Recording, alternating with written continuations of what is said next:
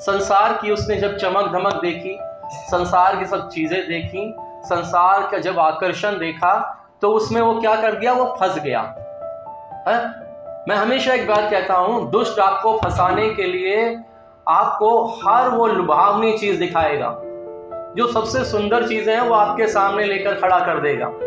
अब ये आपका डिसीजन है, ये आपका फैसला है कि आप उसे लेते हो या नहीं लेते हो।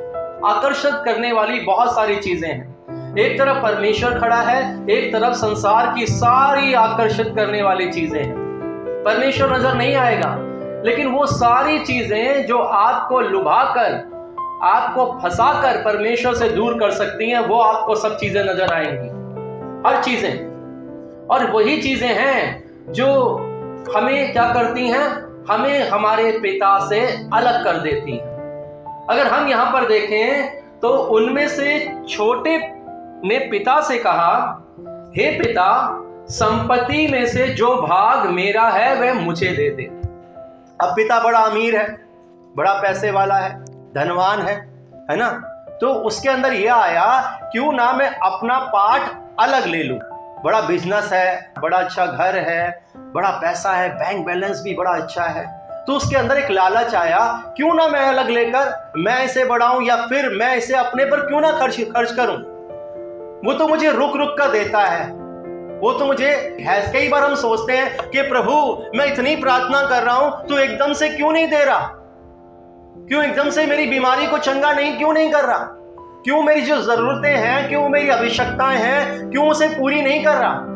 परमेश्वर हर चीजों को हमारे अनुसार नहीं बल्कि अपने अनुसार पूरा करता है। अब एकदम से दे दिया जाए तो हम क्या होगा, हम उड़ना शुरू कर देंगे। बड़े बड़े रेस्टोरेंट, फिर पार्टियां, और फिर डीजे, और फिर वो सब चीजें। फिर क्या हुआ, परमेश्वर से अलग हो गए, परमेश्वर से दूर हो गए। परमेश्वर भी अपने हिसाब से, अपने तरीके से हमें देता है।